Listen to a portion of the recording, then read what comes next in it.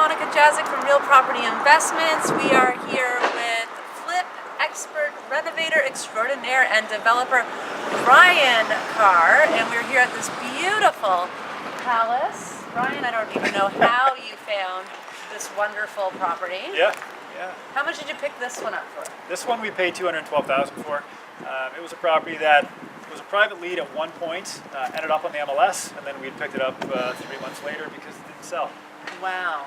So $212,000, and we're here in central Oshawa. Yes. And I mean, this is a great street. I mean, that's obviously not what these other homes are going for on this street. Yeah. And so what are you going to do with this place? You're going to move in? We are not moving in, No. we're not renovating, we're not doing any of that. So we're going to take it down, sever the lot, and build 2 new homes in its place. So a brand new development. Yes, brand new. So this thing will be no more. No more. No more. What if someone did go in there and just kind of put some lipstick on it? You think that would be a win? I don't think so. Judging by the rest of the neighborhood and what everything else is selling for, if you fix that house, I think it would be dollar for dollar upgrades. Right. Makes sense.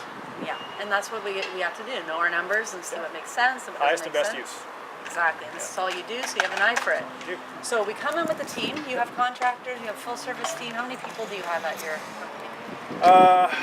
So we've got full-time staff, and then we've got subcontracted staff as well. Anywhere between 25 and 35 people is a pretty typical week for us. And new development is not new to you? New development is not new to us. No? Yep. You've done this over and over, you have your system, you know your numbers. Yep. You're going to Miley Cyrus this. We're going to wrecking ball. Come in with a wrecking ball, and this is going to be no more. We're going to be looking at this lot right. here. Yep. Okay, so tell me a little bit about what we're going to put up. The house will be gone, and what should we expect to see? Yeah, so we can go for a walk. Okay. What we're going to see is this house coming down. We're splitting the lot into 2, and we will be rebuilding a pair of semi-detached homes in its place. So what we've got here is a 40 by 115, so we'll end up with 2 20 by 115s, right? Raised bungalow style, 1-car garage, nice decks on the back for some green, open space, that kind of thing, barbecues. And again, it'll be just nice brand new homes to bring the value of the area up. Yeah. Right? Something that we can rent out short term or maybe long term if we decide to rent. Excellent, excellent. So, and what kind of tenant would be living in this sort of property like this? I mean, it's brand new. Aren't you pretty much going to get a higher, better tenant clientele? Yeah, you'll get a nicer tenant. I mean, we want to charge nicer rents, higher rents, because we're going to go higher end finishes. So in some of the previous videos you saw that we were doing some nicer finishes in the tubs and on the floors and stuff like this. We want to carry that through here and do some cool ceiling treatments as well to bring the values of the property up. And in doing that, you can charge higher rents and you can justify it. Absolutely, and especially there's nothing better than a brand new home, whether it's for resale or rather re-tenanting, your maintenance costs are down. And then are you going to be regentrification in this area? Is there a lot of growth? Is there a lot of change? Yeah, so anywhere that we can find opportunity throughout town, whether it's on this street or surrounding streets, we're open to it. So that's the thing when you bring on financing partners that can close quickly. Like this was we got a close quickly opportunity. Yeah. Right? And the reason we got such a good deal is because we had all of our financing in line. So you have partners in on this deal? Yes. Financing partners? We have private financing on this property. Yeah. And the cool thing about it is that, I always say you got to bet on the jockey, not the horse. Right? So when you're looking at a project like this, a lot of people can't pull that off. I'm looking at the end and working my way backwards, right? Because we've done this before.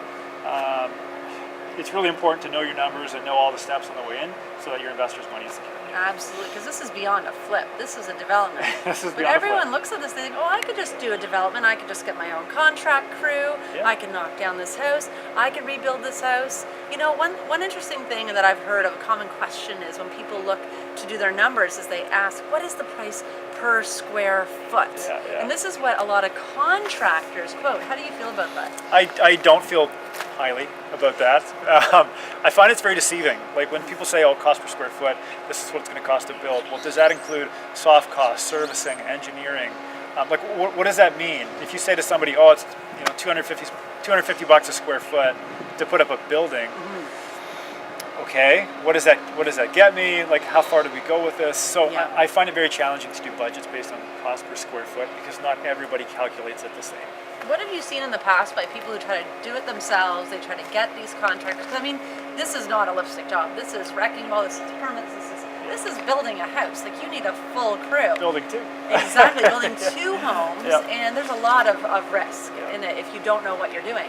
So have you ever seen like development projects gone wrong, people outsourcing it, and any Yeah, stories? so this one here went wrong, Okay. right? So the person that I bought this from, right, couldn't finish the deal, and that's why I have it. Right. So right. he bought it with the intent on taking it down, doing the process, going through the severance and all this stuff, but he botched it, and he ended up selling it. I'm pretty sure he sold it at a loss because his mortgage ended up eating him. Yep. But in any case, he couldn't pull it off. So that's how I have it. Yep. Well, that's good. That's what we And do. we're gonna pull it off. Yeah. We solve other people's problems, I guess, basically. So if people wanted to learn, the basis of development and how to do, or they even wanted to shadow you on this project, how can they work with you? Yeah. So I do a lot of coaching and mentoring, which is for anybody looking to do this. You've got to do all of your work up front. You don't jump into a project and say, like this guy, yeah, I want to take that on, and then hope for the best as you go. Right. Right. This isn't as simple as a basement apartment. Right. Even basement apartments have a lot of moving parts, but at least you can sort of like live in the property, or you can rent the top half or whatever to kind of cover your losses. In this case, like we're carrying a dead property as we speak. Like we closed on this a month ago. We're doing demolition in the next couple of weeks. Like this is dead money sitting here. So you got to be on the ball. You got to learn. Right? You got to ask the right questions, and you got to do it from somebody that's done it before. Absolutely, because it really is hard to do it on your own. I mean, there's a bunch of financing costs even, that goes beyond that people aren't familiar with. Construction's a formality. I've said this for so long. Like construction with something like this, the construction after you get your paperwork and get your engineering and get your permits and get it serviced, and all the Enbridge is here for disconnects today, right? Once you get all of these things in mind, the construction is like, oh yeah, and I guess I'll build a house now. Yeah. Right? Like it's all of the stuff behind the scenes and all the cash and capital and time that it takes to get to that point that the construction is a formality. So. Well, that's what an expert like you does, Ryan. You take these complicated processes and systems and you make them look deceivingly simple, like a lot of these shows on TV, like a lot of these flip-flops and new builds and all that sort of stuff. And unfortunately, this isn't TV, even though technically we're on TV right now. It's true. It's not always what it seems. So people could definitely work with you as a mentor. Now we do have to go because I need to go write you a check so I can be a passive investment partner because I want my money in this. God bless. Send it. And this is an